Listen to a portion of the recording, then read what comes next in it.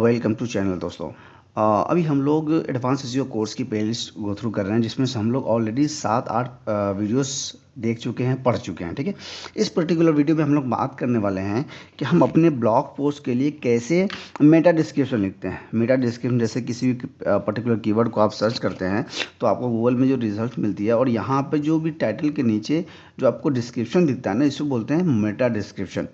तो सबसे अहम सवाल ये है कि बहुत सारे लोग ये पूछते हैं कि इसमें कौन सी ज़्यादा इम्पोर्टेंस है, ऐसी कौन सी चीज़ है, क्योंकि बस हम हमें इसमें बताना होता है कि भाई हम किस चीज़ पे पोस्ट लिख रहे हैं। ठीक है, उसके अलावा कीवर्ड वो इंक्लूड करते हैं, इसमें बहुत कुछ ऐसा नहीं है। लोगों का ऐसा कहना है, हालांकि ऐसा नहीं है।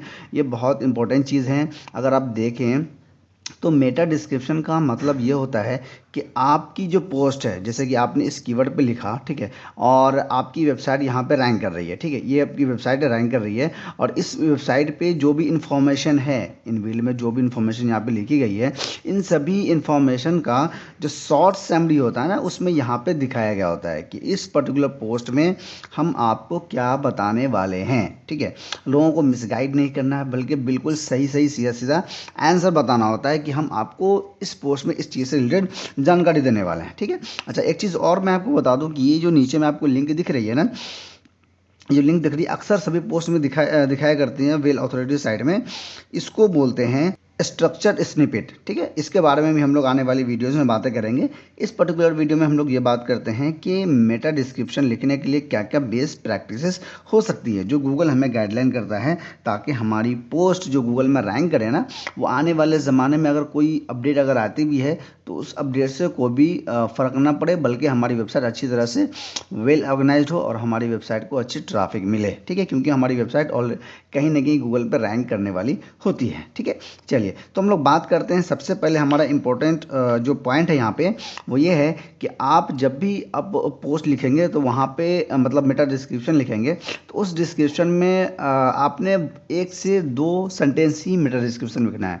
बहुत ज़्यादा छोटी छोटी बिल्कुल छोटे छोटे पैराग्राफ्स में नहीं लिखने हैं। जैसे कि एक मेटा डिस्क्रिप्शन की अगर यहाँ पे लेंथ दी गई है, जो लगभग होती है 140 से 150 के लगभग लेंथ होती है, तो उस लेंथ को आपने छोटे छोटे पैराग्राफ में, यहाँ पैराग्राफ है, यहाँ पैराग्राफ है, इस तरह के छोटे पैराग्राफ में नहीं लिखेंगे। ठीक है, अगर आप इस मेटा डिस्क्रिप्शन को अगर आप गौर से आप देखेंगे तो आपको 1 या 2 सेंटेंस में ही दिखेगी। अब देखिए, एक सेंटेंस यहाँ शुरू हो रही है, एक यहाँ तक एंड हो रही है, और दूसरा सेंटेंस यहाँ शुरू हो रही है, पूरा एंड तक है। इसमें भी अगर आप देखेंगे तो यहाँ भी दिखेगी आपको, यहाँ तक पहला सेंटेंस है, फिर दूसरा सेंटेंस आपको यहाँ दिख रही है। ठीक है, तो बेस्ट प्रैक्टिस ये होती है कि आप जो है ना 1 से 2 सेंटेंस में ही लिखें। और जैसे कि उसमें जो वगैरह होती है, बुक नाउ वगैरह करके स्ट्रक्चर वगैरह, तो ये चीज़ आपको इसमें नहीं देना है। छोटे बुक नाउ, लर्न मोर, इस तरह के छोटे जो होते हैं क्लिक बटन जो होती है, उस तरह करके टेक्स्ट वगैरह आपको नहीं डालना है इसमें। ठीक है, हाँ।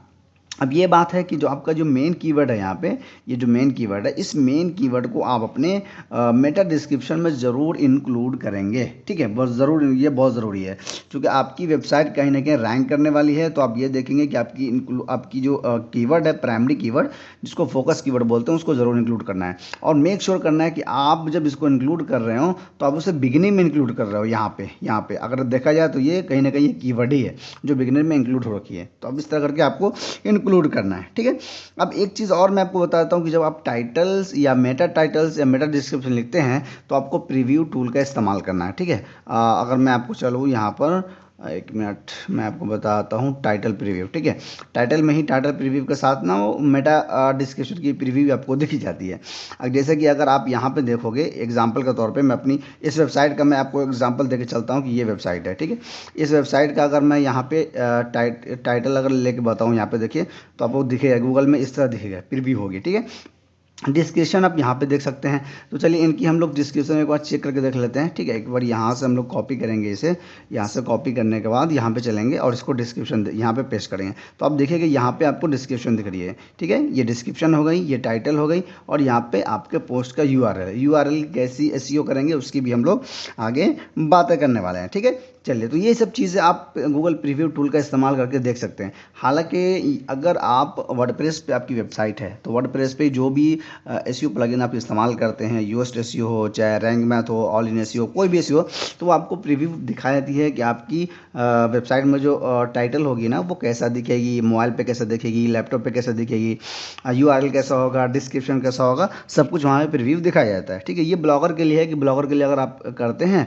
तो इस प्रीव्यू टूल का आप इस्तेमाल कर सकते हैं। ठीक है, चलिए, अब दूसरा यहाँ पे है, दूसरे स्टेप में हमने बताया है कि include your primary keyword in beginning. जैसा कि हमने यहाँ पे बता दिया है कि कैसे भी आप करते हैं तो यहाँ पे आपको बिगिनिंग में अपने कीवर्ड को ज़रूर इंक्लूड करना है। ठीक है, ये एक रैंकिंग फैक्टर होता है। ठीक है, include CTA by the end of description, जैसे कि लर्न मोर वगैरह हो जाती है। अगर आप यहाँ पे जाएंगे तो आप देखेंगे कि अगर यहाँ पे कुछ बटन दिख रही है, अगर नहीं भी दिख रही है तो उस करके आप दे सकते हैं। और सबसे अहम बात यह है कि आप जो देख रहे हैं ना यहाँ पे कि जो डिस्क्रिप्शन यहाँ पे लिखी गई है, इस पोस्ट की जो डिस्क्रिप्शन यहाँ पे लिखी गई है या इस पोस्ट की जो भी डिस्क्रिप्शन यहाँ पे लिखी गई है, क्या ये डिस्क्रिप्शन वही डिस्क्रिप्शन शो कर रहा है जो इस ब्लॉग के ऑथर ने यहाँ पे लिखा है? ऐसा नहीं है। ठीक है, अगर आप यहाँ पे डिस्क्रिप्शन बिल्कुल वेल ऑर्गेनाइज, बिल्कुल एसईओ फ्रेंडली डिस्क्रिप्शन लिखते हैं तो यहाँ पे वो डिस्क्रिप्शन ज़रूर शो करती है। और अगर गूगल को लगता है कि आपका लिखा हुआ डिस्क्रिप्शन बिल्कुल रेलिवेंट नहीं है तो आपके पोस्ट, जो भी आपका पोस्ट है, वो कहीं से भी एक पैराग्राफ कॉपी मतलब उठा करके यहाँ पे गूगल में प्रीव्यू में दिखाया जाता है कि भाई अब यहाँ इसको लोगों को दिखाया जाता है। यहाँ से फिर आपकी क्लिक थ्रू रेट बढ़ती है, यहाँ से लोग आते हैं। ठीक है, तो ये ज़रूरी नहीं है कि जो आपने यहाँ पे लिखा है वही आपको गूगल यहाँ पे दिखाएगा, बट ये है कि अगर अच्छे से ऑर्गेनाइज करके लिखते हैं तो आपकी लिखी गई मेटा डिस्क्रिप्शन को ज़्यादा वैल्यू मिलती है। ठीक है, चलिए, अब आते हैं यहाँ पे हम लोग चौथे पॉइंट पे, जिसमें लिखा गया है नो डुप्लीकेट मेटा डिस्क्रिप्शन। ठीक है, अब मान लीजिए कि आपकी वेबसाइट है और आपकी वेबसाइट पे इतने सारे पोस्ट हैं। ठीक है, बहुत सारे पोस्ट हैं और बहुत सारे पोस्ट है तो जाहिर सी बात है कि सभी पोस्ट का आपने अलग अलग एसईओ किया होगा, सभी पोस्ट का अलग अलग मेटा होगा, अलग अलग डिस्क्रिप्शन होगा, अलग अलग टाइटल होगा। लेकिन अगर आप एक ही पोस्ट के, इस पर्टिकुलर पोस्ट के में जो टाइटल लिखा है उसी फिर दूसरे पोस्ट के फिर दूसरे पोस्ट के भी टाइटल में वही लिख दिया आपने, तीसरे पोस्ट के भी डिस्क्रिप्शन में वही लिख दिया आपने, तो क्या होगा कि गूगल को एक सिग्नल जाएगा कि आपने सही प्रैक्टिसेस को नहीं अपनाया है जो भी गूगल ने बताया है। तो एक मेक श्योर हो जाए कि जब भी आप लिखते हैं मेटा डिस्क्रिप्शन तो एक डिस्क्रिप्शन, एक ब्लॉग पोस्ट के डिस्क्रिप्शन एक ही भी डिस्क्रिप्शन होना चाहिए, दूसरा ब्लॉग पोस्ट में दूसरा डिस्क्रिप्शन होना चाहिए। ठीक है, डुप्लीकेसी इसमें आने का कोई चांस नहीं है। अगर आप ऐसा करते हैं तो इसका कहीं ना कहीं आपको इनडायरेक्टली इफेक्ट हो सकता है आपकी वेबसाइट पे। ठीक है, चलिए, अब यहाँ पे है description should meaningful and relevant to your content. ठीक है, ये तो पहले ही मैंने बता दिया था कि जैसे ही आप यहाँ पे डिस्क्रिप्शन लिखते हैं, एक तो ज़रूरी नहीं है कि गूगल वही दिखाएगा जो आपने लिखा हुआ है। ठीक है, बट अगर आपने वेल ऑर्गेनाइज लिखा है तो आपकी डिस्क्रिप्शन को गूगल दिखाएगा, लेकिन आपको बिल्कुल भी ऑर्गेनाइज, क्या कहते हैं इसको, कि डिस्क्रिप्शन लिखना है। ठीक है, अब देखिए, इसको अगर आप पढ़ेंगे या इसको अगर आप पढ़ते हैं आप, वेल योर डॉग में possibility to doing something same thing don't can offer bag simply to alternative. आप इसको देखेंगे ना तो आपको लगेगा पढ़ने के बाद कि हाँ बिल्कुल इसी कीवर्ड से रिलेटेड यहाँ पे डिस्क्रिप्शन लिखा गया है और इसी जब पोस्ट पे हम जाते हैं तो बिल्कुल हमें रिलेवेंट आर्टिकल मिलती है, रिलेवेंट हमें हमारे क्वेरी की आंसर मिलती है। ठीक है, तो ये ज़रूरी है कि बिल्कुल आप रिलेवेंट यहाँ पे मेटा डिस्क्रिप्शन लिखते हैं। ठीक है, और last but not the least कि यहाँ पर आपको कोटेशन मार्क या एक्सक्लेमेशन मार्क अपने डिस्क्रिप्शन में नहीं लगाना है। अक्सर लोग नहीं लगाते हैं, आपने भी नहीं लगाना है। अगर आप बहुत ज़्यादा लेंदी डिस्क्रिप्शन लिखते हैं तो यहाँ पे डॉट डॉट के साइन आ जाते हैं, बट आपने एक्सक्लेमेशन मार्क नहीं लिखना है। ये बेस्ट प्रैक्टिस मानी जाती है। ठीक है, तो मेटा डिस्क्रिप्शन की ओवरऑल यही चीज़ है। आप रैंडमली किसी भी चीज़ को कॉपी करके, किसी भी चीज़ को पेस्ट करके या फिर एआई टूल के माध्यम से भी लिख सकते हैं, लेकिन थोड़ा सा देखना पड़ेगा क्योंकि आपका लिखा गया मेटा डिस्क्रिप्शन वेल ऑर्गेनाइज है या नहीं है। ठीक है, यूज़र के लिए, यूज़र पॉइंट ऑफ व्यू से बेहतर है या नहीं है, गूगल पॉइंट ऑफ व्यू से भी बेहतर है या नहीं है। ठीक है, आशा करता हूँ कि वीडियो आपको अच्छी लगी। अगर अच्छी लगी है तो वीडियो को लाइक करिए, चैनल को सब्सक्राइब करिए, आने वाली वीडियोज़ के साथ बने रहिए। आपको एसईओ पर्सन बनने, एक्सपर्ट एसईओ पर्सन बनने के लिए कोई नहीं रोक सकता। ठीक है, चलिए, thanks for watching this video.